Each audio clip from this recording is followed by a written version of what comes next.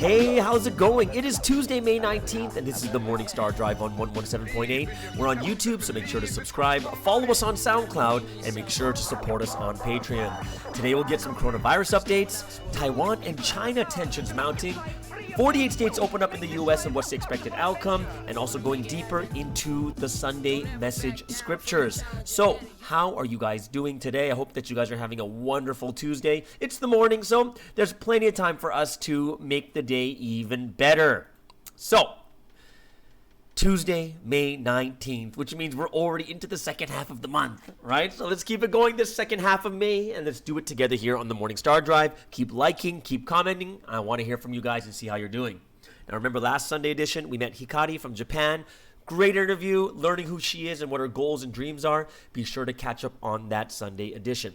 And also a gentle reminder, once again, just to let you guys know, our YouTube channel, Latte with Sky, has changed its name to MSD 117.8 to get rid of the confusion between the two channels. People were getting confused of which channel to give to newcomers. Cool. And once again, great news from the Sumney Boys. We'll be releasing their new album, Tales of a Longing Heart, on June 5th, and we'll have an exclusive look at one of the songs on the album before the release date, and you'll hear it first.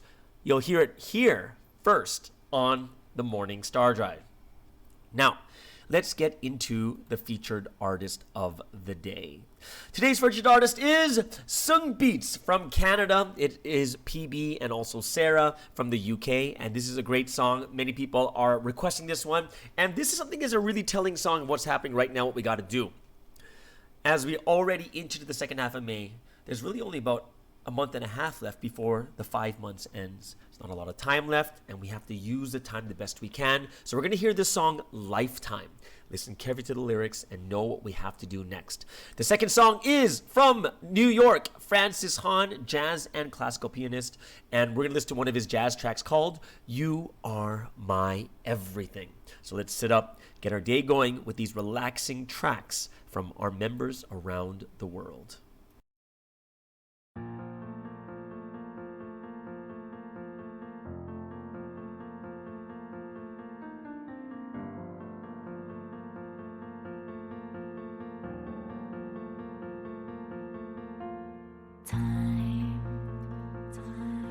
I used to have time, but I lose more each day. Time comes just one time, whether used or wasted, it will flow away. Time always passes, mine will end.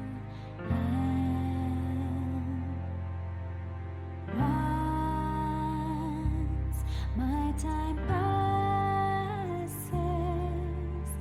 it won't come again.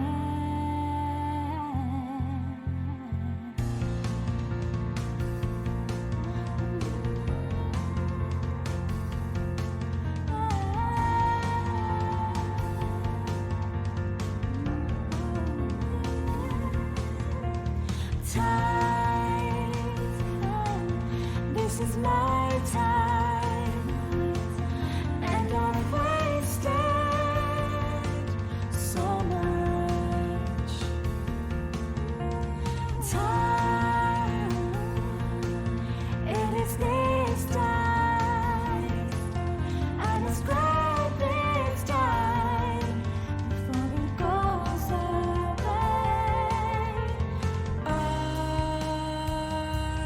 Life it passes, draws to an end. Once our time passes, it won't come again. I want to seize this time.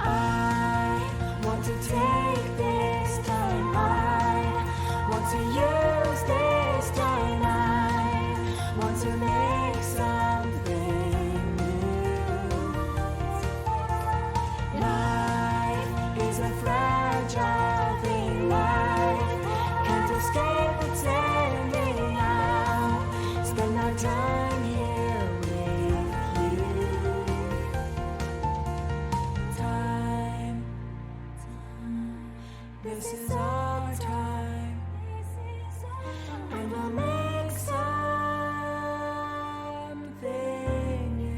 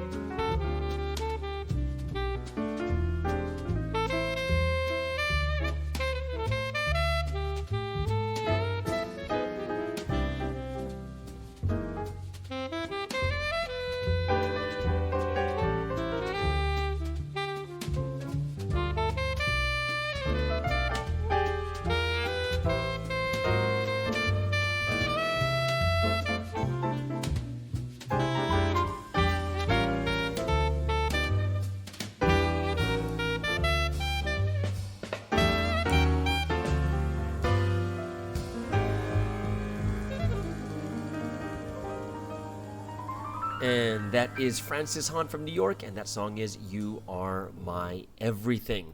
And of course, we have the first song was from Sung Beat, and that song was Lifetime. I hope you guys enjoyed both of those songs, and that brings us into our coronavirus updates for today. Now, like I said before, I'm in Malaysia, so I'm like me and us in New York, 12 hours ahead of you guys, which means that there's a lot of information we're not getting yet because the American numbers and the numbers from over there in North America, South America, and even parts of Europe, the numbers haven't come in. So this is up to date from what I know at this moment, and it's most likely going to be a little bit higher than this. At the moment in the world, there's 4.83 million cases with 317,000 deaths. And we know that it's around 6.7, 6.8% for the mortality rate in the world. The U.S. has 1.53 million cases with 91,000 deaths, and they're about 5.95% in their mortality rate. Russia's at 290,000 cases, 2,700 deaths. The U.K., 244,000 cases with 35,000 deaths, and they're about 14.21%. Brazil, 242,000 cases with 16,000 deaths and 6.68%. France, 180,000 cases, 28,000 deaths at 15.65%. Canada, my home country, 77,000 cases, it's a holy number, and 5,800 deaths at 7.51%. And Sweden, the only country not in lockdown, is 30,000 cases with 3,700 deaths, and they're at 12.17%. Just to let you guys know, keep you updated with Belgium. Belgium is the highest mortality rate in the world, and they are at 16.34% at the moment. And another country just to kind of look into in double digits for mortality rate is Mexico with 10.5%. One thing very interesting when you look at all the mortality rates, and I get to see them day by day, some of them are dropping, actually. It's kind of interesting, like mortality rates are dropping, which either means that the amount of deaths are going down, or the testing is getting better and better, and there's more people that are having the cases, right? Because if you have less cases and a lot of deaths, and the mortality rate's really high. But it's like the US, UK, France, they're all dropping. We already know that Spain and Italy have been dropping for a while, but the US, UK, and France, their mortality rate has dropped over the last several days, so that's very interesting too. India's on closing in on 100,000 cases. I believe they have 96,000 cases at the moment. They're almost there, so probably within the next 24 hours, India should be hitting the 100,000 cases. Indonesia is very interesting because in Southeast Asia, they're the ones that are still the fastest growing in cases. They're going at a rate of about 3%. Something very interesting too is I've been looking at sorry, one second right here. I've been looking at some of the numbers also when I'm looking at the largest increases in cases, and it's relatively about the same. The more interesting part is that almost all the European countries, they're kind of out of the top 5. They're completely out. The top 5 countries for largest increase in cases is the US, Russia, Brazil, India, and Peru. So you see there's a major shift in where these hotspots are going. They're going more towards Russia, South America, and Southeast Asia, India, in that area too. Think about it. It used to always be the United States, the UK, Spain, Italy, and France. Now, none of them are there. No one from Europe is in the top 5. It's the US, Russia, Brazil, India, and Peru. And what's even more interesting is the US has the most amount of cases because they're one of the largest countries. However, they're only if you go by percentages, they're only increasing by 1%. Even though that's 20,000 cases a day, it's actually only 1%. While countries like Russia, Brazil, India, Peru, they're all going up 3 to 6%. So if you look at it even by percentages of the size of the country and the size of cases, even though the U.S. is number 1, technically speaking, they shouldn't even be inside the top 5. It's just most cases, not about the most percentages. So that's kind of interesting also when you look at that too. But yeah, it's really telling that European countries are all out of the top 5 now. And even the number 1 country is not there because they're the worst country doing they're not doing the worst. They're only growing at a rate of 1%. And as we talked about before, their mortality rate is 5.95%, which is well under the global average. And I talked about this a little bit about this yesterday. I was looking at that study of when they took a sample of 15,000 people for 2 weeks going into a grocery store. They found that like something like 16 to 19% of these people had antibodies for the coronavirus, which means that if you take a look at that small sample size, that's like it kind of shows that roughly around 16 to 19% of New York has coronavirus. Which means their actual mortality rate is nothing close to what it says right now, because there's a difference between the cases that are, what do you call it? What's that word? Like confirmed cases and actual cases. Because mortality rates have to do with your death rate compared to the death rate compared to your confirmed cases. So if you look at the U.S. death rate, the mortality rate is 5.95% because it's 91,000 over 1.53 million, right? But in actuality, they say that just in New York itself, there's more than 1.53 million cases of confirmed. If you look at the people with antibodies, because that's the actual size. Confirmed is only people who took the test, which doesn't account for the asymptomatic cases. So if you took the actual people, this number of 5.95% should be way below it, like way below.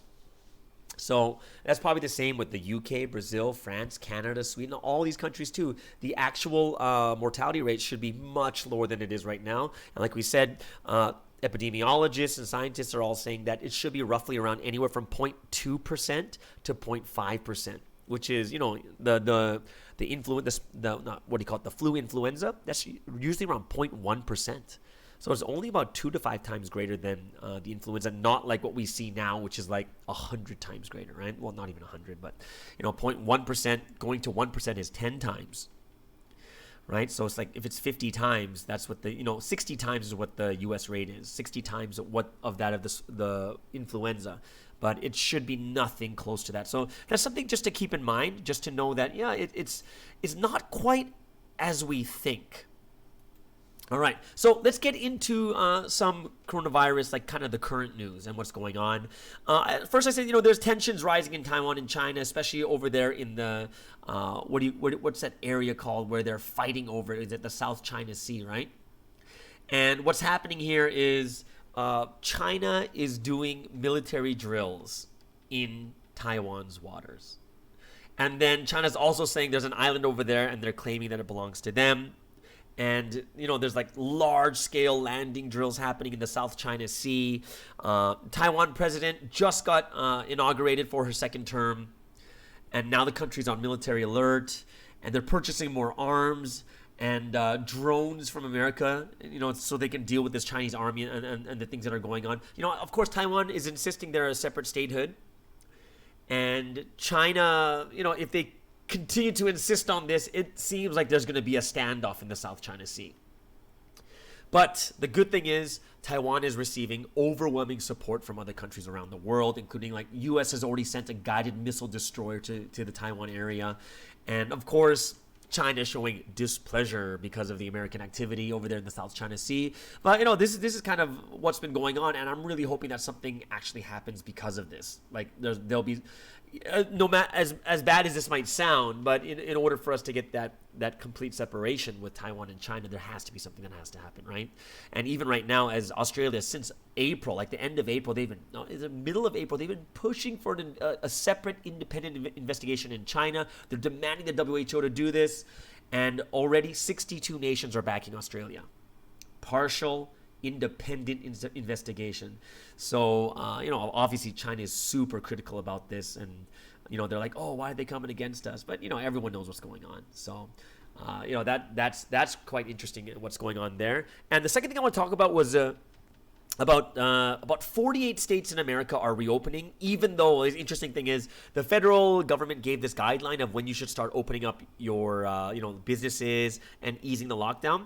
And by the federal guideline, there's only like 14 states that have actually met it, but 48 are coming back because, there's this interview with the U.S. Health and Human Services Secretary, and he says states that are reopening, so far there's no spikes yet, but of course it's still early on, but I would say there's enough time now, right?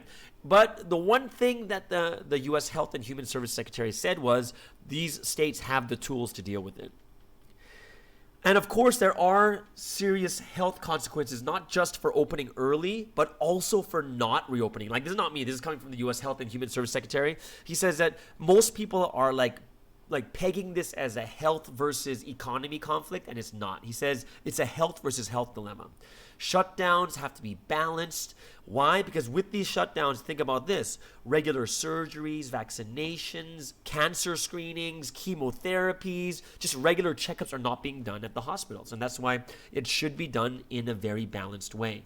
Right? So now a lot of states are slowly opening. Residents are moving more freely. Businesses are opening up.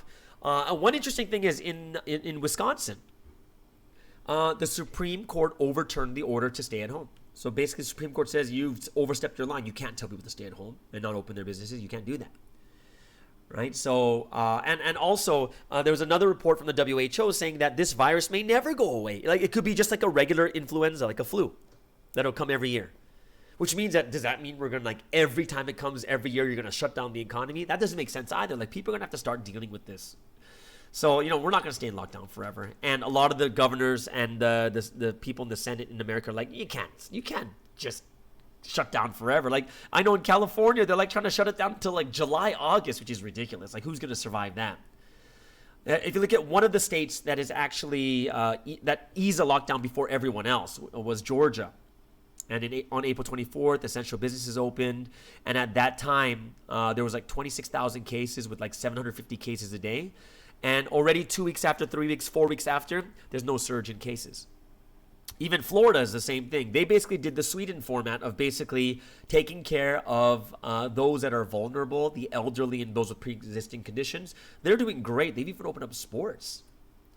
So, of course, experts are still warning to be cautious, and that's what experts do because, it's better to be safe than sorry. But like we said, the health experts will always talk about about the health issues, but they're not economic experts, right? And the economic and like mental health, we talked about this yesterday. WHO saying there's like a mental health crisis coming into, and that's going to be a big issue that the government has to weigh in when the health officials, experts tell them this, economic experts tell them this, psychologists, mental experts, tell them certain things. They have to kind of weigh all these things together and make a decision. You can't just base it only on one thing, right? So, I'm really... It seems like things are going in a better way, in a better direction, and they're slowly making more and more decisions. And since we've never gone through this before, yes, it's better to be safe than sorry, but also we can't be too safe. Because, sometimes, like as President Trump once said, he says, what if the cure is worse than the actual case, right?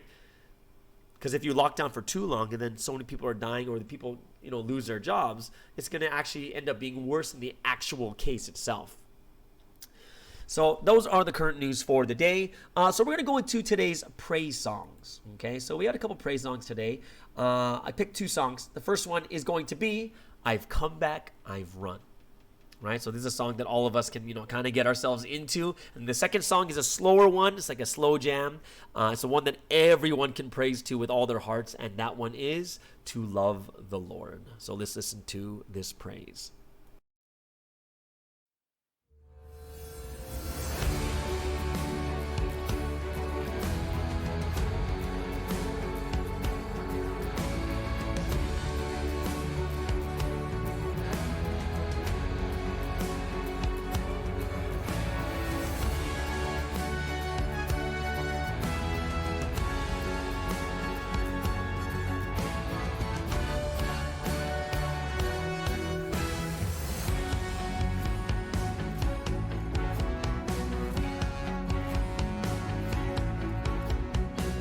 I'll come back, I will surely come.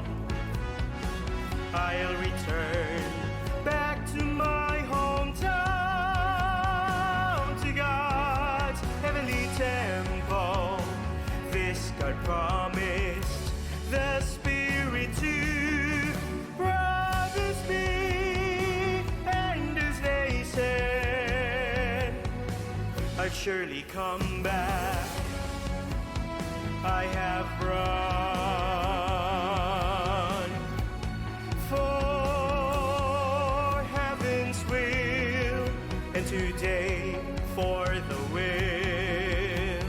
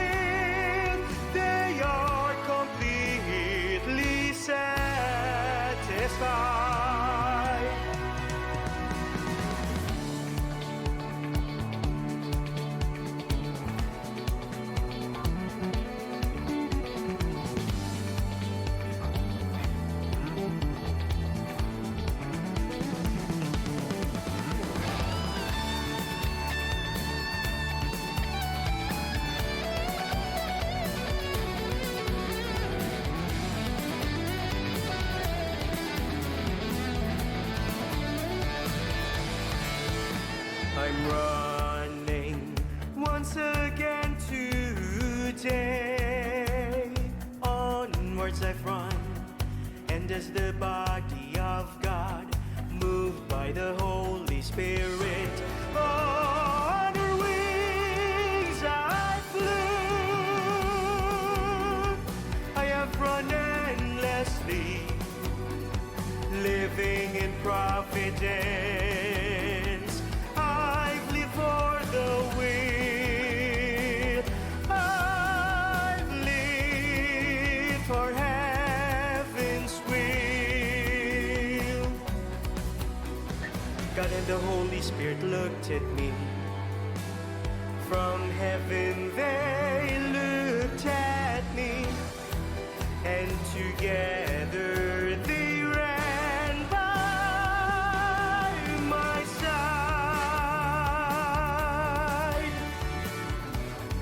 Ever brilliant, they have run and run right by my side, so filled with joy, until the sun set,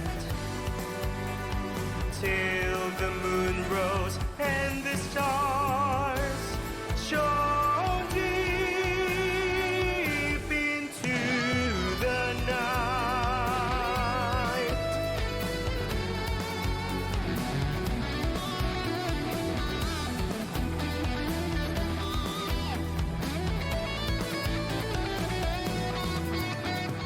God and the Holy Spirit looked at me. From heaven they looked at me, and together they ran by my side. Ever brilliant, they have run and run right by my side, so filled with joy, until the sun set, till the moon rose and the stars shone deep into the night.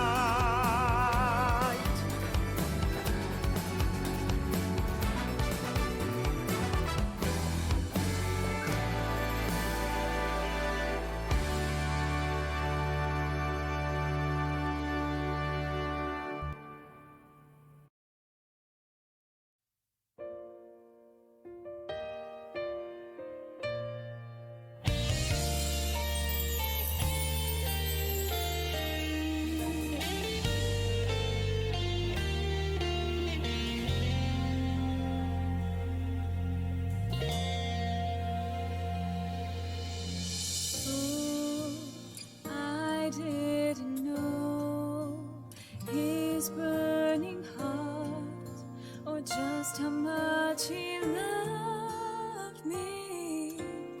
I only just believed in him, and I loved him in my own way. I was so young, my heart was weak. If only I had loved him first. He always gave such love to me. I received but failed to repay.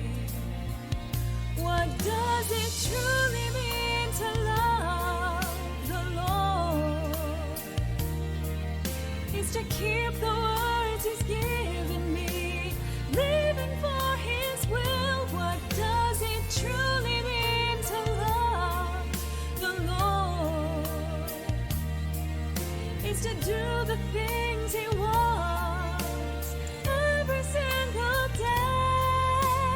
Now I have realized, my Lord, now I know your heart. Now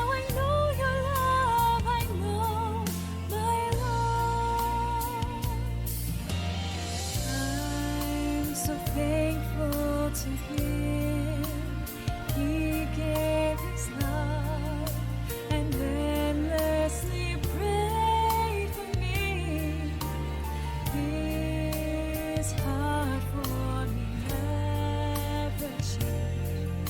He has always given me life.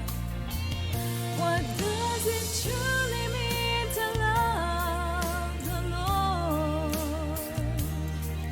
It's to keep the words he's given me, living for his will. What does it truly mean to love the Lord? It's to do the things he wants every single day. Now I have realized, my Lord, now I know your heart. Now I know your love. I know, my Lord. In the moments that are difficult, I will find my rest in him. I'll entrust him with my heart and thoughts, acting on his word to the end. What does it truly mean to love the Lord? It's to keep the words he's given me, living for his will. What does it truly mean to love the Lord? It's to do the things he wants every single day. Now I have realized, my Lord, now I know your heart. Now I know your love. I know, my Lord. Now I know your heart. Now I know your love. I know, my Lord. And that is the praise song to love the Lord. I hope you guys really enjoyed that song. And that first song was I've Come Back, I've Run. So I hope you guys were able to sing together in praise at that time. And that brings us on to the time of our word study. So today I want to try something a little bit different on this Tuesday because we know we go over a little bit of the word on Mondays. But Tuesday, as we're hearing the message how important the Bible is, I wanted to go over the chapter and not like going over it like verse for verse, but I want to go over the chapter and like what is happening in that chapter. I want to spotlight the scriptures because in Romans chapter 12 this week, and I wanted to go over. This is a letter that Paul wrote to the Romans, and these are to the Jewish Christian followers, in Rome. Okay, so you just got to know that in your head. So I'm going to go over kind of like what was the background going on and just kind of see where it goes from there. So we're going to look at Romans chapter 12, and this is Paul's continuing message because it's the whole book of Romans. His continued message of salvation to Jewish Christian followers of Jesus in Rome. Okay, so they're Jewish, because in Rome there were lots of Jewish Christians or Jewish people who believed in Jesus, and there were also non-Jewish believers, like Gentiles, right? But this message was for the Jewish believers in Jesus in Rome, okay? And especially these people here, these were the ones that were actually believing that the second coming of Christ would happen in their lifetimes, because you got to wrap that around your heads, right? Because they're Jews. They're Jews that saw the coming of the Christ, and then Jesus died and rose again. And these people all believed in their hearts that Jesus would come back again. A second coming would happen in their lifetime. So you got to think about that too. So imagine these Jewish people who know the scriptures better than the Gentiles. They know a second coming is coming. And they actually believe it's going to happen in their lifetime. So Paul would give this really encouraging chapter, Romans chapter 12, really encouraging letter. And the thing you have to know about the situation that was happening to these Jewish Christians, it was like dual persecution. How so? First, it was the Roman government, because the Roman government just hasn't had enough trouble with this Judaism. Right? This monotheistic religion believes only in one God, and they're ruling over this religion, and they're just fed up with these Jews. And they thought they thought so it's not just the Roman government who's going against them. So they're getting persecution from the Roman government, but as Jews who believe in Jesus, they're also getting a second persecution from Jews who think that the Jewish people who believe in Jesus, their faith in Jesus was blasphemous and heretical. So you got to think about this. They're coming from a situation where there's double persecution, and on top of that, right, they're believing that that Jesus will come in their lifetime. So Paul kept reiterating the message, at the end of Romans chapter 12, you got to treat each other really well, treat each other with brotherly love, and they should not be lazy in their worldly business, but should serve the Lord with passion. And Paul was very adamant, like he said, believers in Rome, these Jewish people who believed in Jesus, got to be patient, hospitable, hopeful, bless people who persecute them. Why would he say that? Because they're getting double persecuted. They're constantly getting persecuted all the time. And this is why he's telling him, hey, come on, guys, especially in verse 14, like, bless those who persecute you. And he wanted them to live and try their best to live in peace, even if those people were not inclined to live in peace with them. Like, these people don't want to live in peace with them, but they got to do their best to live in peace with those people. And he really encouraged the people to leave the vengeance to God, right? And live the life in peace. So if you kind of look at that situation, it's very interesting. It is interesting because these people, I don't know how many people actually knew this, but these Jewish Christians or these Jews that converted from Judaism to Christianity, they're being persecuted from the Jews and from the Roman Empire. And, they're waiting for the Christ to come in their lifetime. And then, it kind of reminds me of our situation too. Not that we're getting double persecuted, but, these people are truly believing, like true believers that it's going to happen, and they have to make themselves the best. Like the message in the beginning of Romans chapter 12, like if you look at like kind of the format of how the message runs in Romans chapter 12, it's about being the parts of the body, right? Being the body of Christ, right? And he's like, we are, which basically means that we're united, right? That's the first thing. So it's like, everyone, you have to be a living sacrifice, right? And you can't do the things that the world does, but you have to become the humble body of Christ, right? There's only one body with many members, and it talks about Christ is the head. Okay, so we look at this, so it's about having unity, and then it moves to the gifts that God has given to you, but use them for the good. Right? If you're someone who's received the gift of serving, then serve, teaching, then teach, encourage, then encourage, right? But we have to do it cheerfully, do it diligently, which is like this week's message. And then the last part talks about, living in harmony and doing things diligently. And of course, that one point that was made, and even in this week's message, is don't be lazy with the job you have in the world, but you have to be the people that even if you're working in a worldly business, don't be lazy with it, but you should serve the Lord with passion through your business. You should serve the Lord with passion through your business. And this is part of being in harmony with those people that are persecuting you.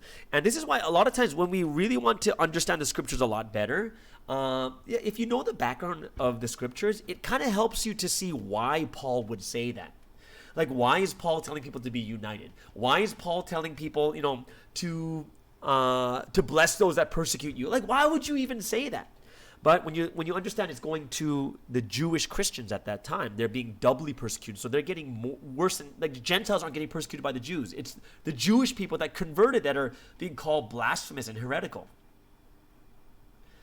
And it's something that we have to keep in our hearts and our minds. The more we know about the scriptures, the more we know about the background situation, the better it is. Like when in the message, sometimes we hear, why did Jesus say love your enemies?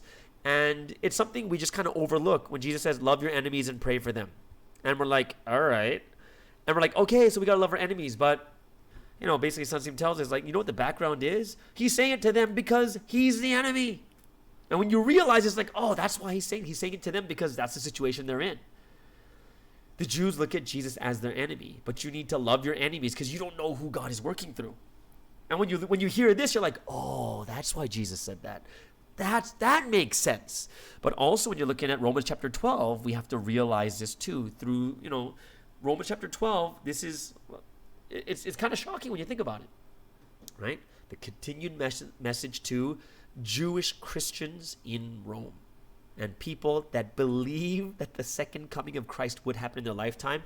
And when I think about this honestly, they would have to believe that Jesus is coming in their lifetime. You know why? Because they're being doubly persecuted. What hope do they have?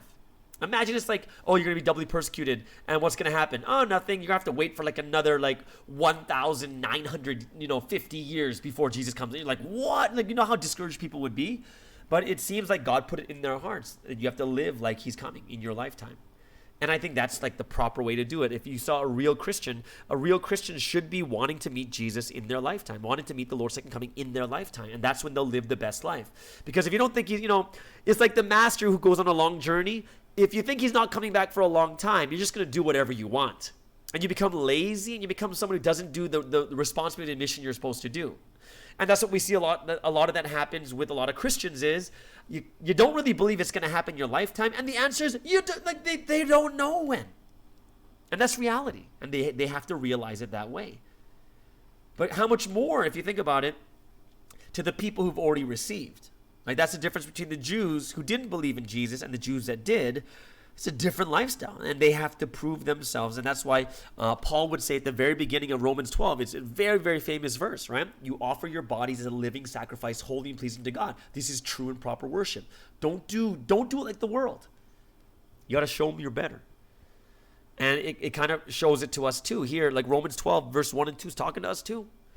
If you've received the Lord, shouldn't you be better?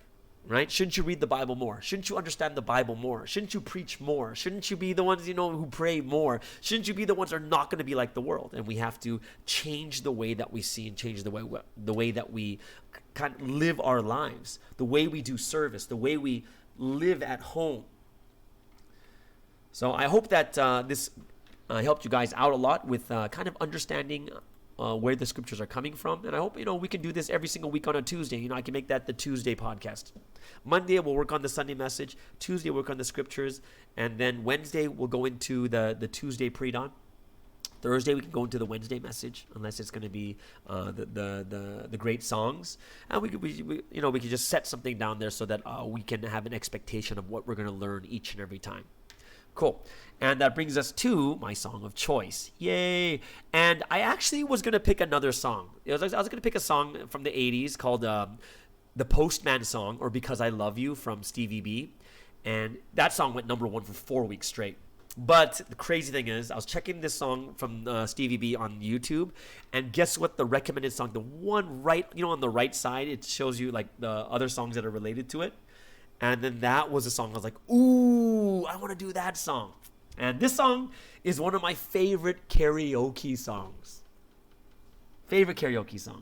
This song was originally released from an American singer named George Benson. And he released this in 1985, but he released it as a single in Europe. Only in Europe. So no one in America ever heard it. So in 1987, 2 years later, there's this Hawaiian singer. And he sang the cover of this version, and it became huge worldwide success. Hawaiian singer, his name is Glenn Medeiros, and this song is Nothing's Gonna Change My Love for You.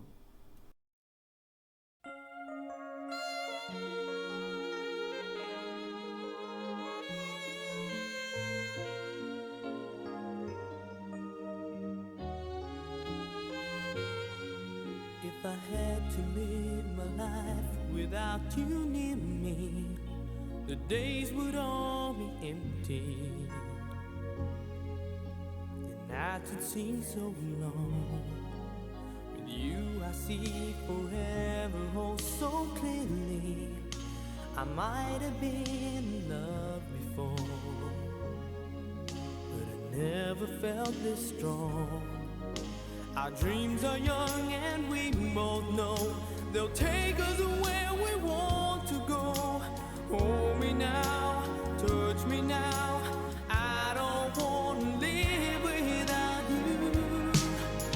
Nothing's gonna change my love for you. You wanna know by now how much I love you. One thing you can be sure of, I'll never ask for more than your love. Nothing's gonna change my love for you. You wanna know by now how much I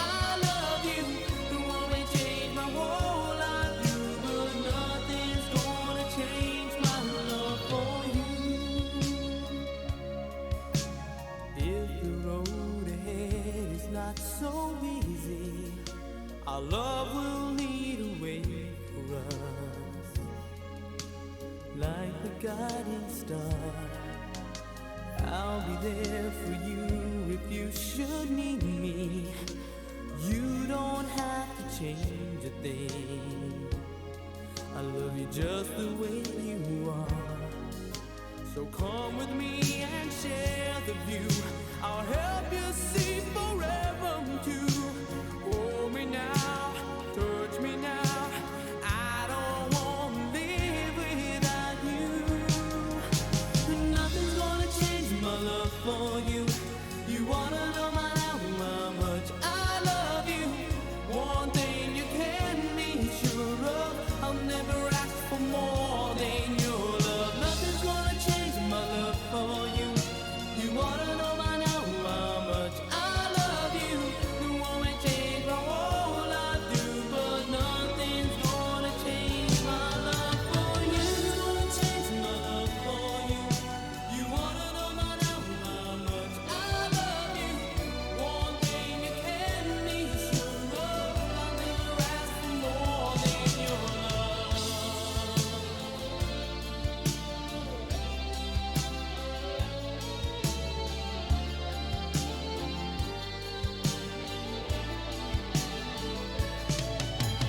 Nothing's gonna change my love for you.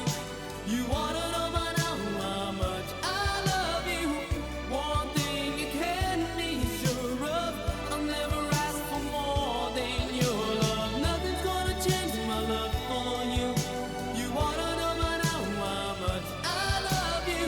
The one may change my whole life through, but nothing's gonna change my love for you. Nothing's gonna change my love for you. You wanna know by now how much I love you. One thing you can be sure of, I'll never ask. And that is Glenn Medeiros with Nothing's Gonna Change My Love for You. And I'm gonna be super honest with you guys. I was singing this the entire time. Yeah, this one just reminds me of the days of karaoke when I was back in Vancouver and LA.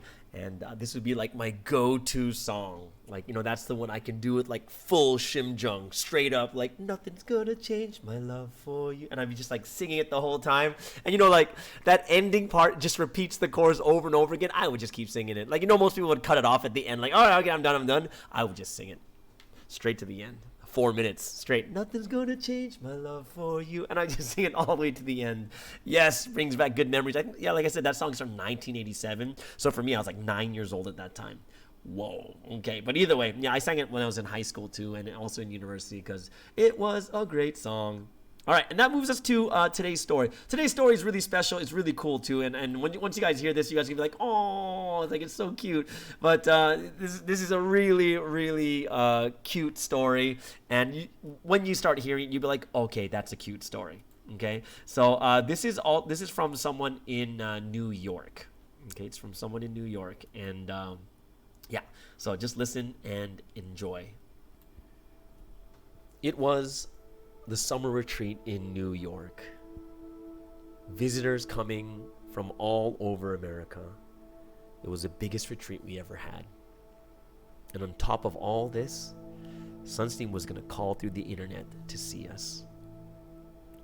The theme of the retreat was Together with the Lord.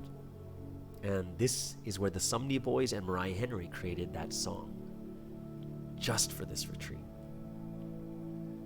There was a buzz all weekend during the retreat. So many signs and miracles happening.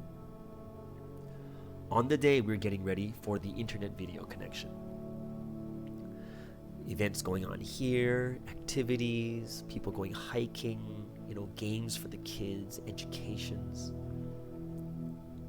But right before dinner, just all of a sudden, out of nowhere, torrential rain. It rained so hard, and everyone ran into the cafeteria, into their rooms. And we're kind of worried that all of our activities would get canceled, and people would get bored just staying inside all day. But after about 30 minutes, it just stopped. No one thought anything about it. And many of us thought to ourselves, oh, it's because it was so hot, God gave us rain so we can cool down. Later on in the day, there was a boy that gave a testimony. He was second generation, Milky Way, just cute and pudgy kid. His name was Max. And he came excitingly and he testified and said, the most amazing thing happened. I was in my room and I was so sad because there were bugs outside the window. You know those bugs that just hang out on your window? And then I prayed to God. And I said, God, please, I hate bugs so much.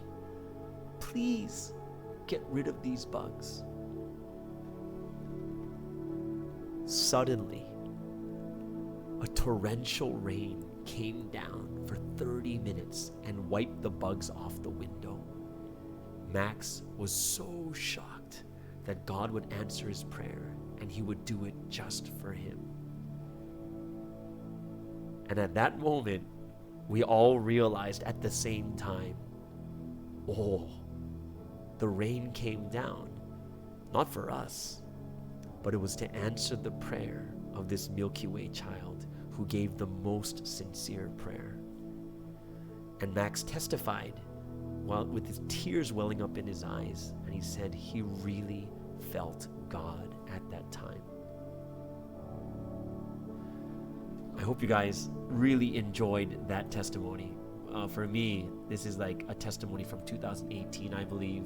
And when we all heard it, just people are so moved, right? It's this little kid who gets to experience God in his room, lying on his bed, and just sincerely praying with all of his heart. God, I don't like bugs, right?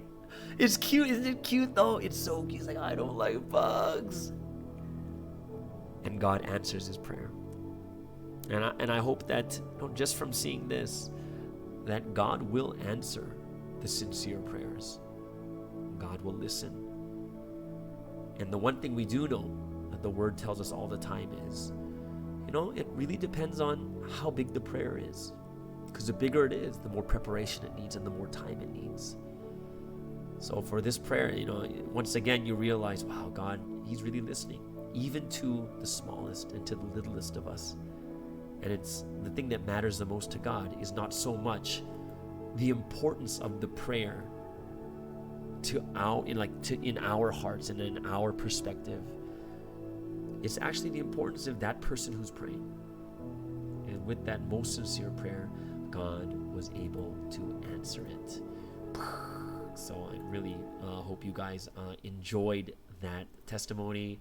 I was thinking about which testimony to do today, and then I was inspired in my head. I was like, wow, remember that one? I was like, yeah, that was so amazing. So I hope that you guys enjoyed it and will be able to testify about the different stories that we have with the Lord. There are many people who are going to be moved by your stories. So send in your stories, send in your requests, and we'll be able to move and inspire more and more people through this. All right, thank you so much for joining us today. I hope you guys have a wonderful Tuesday, and we'll see you again tomorrow on Wednesday, which is already going to be the 20th, right? Thanks for joining us here on the Morning Star Drive on 117.8. Have a wonderful week. You, the people, have the power to make this life free and beautiful, to make this life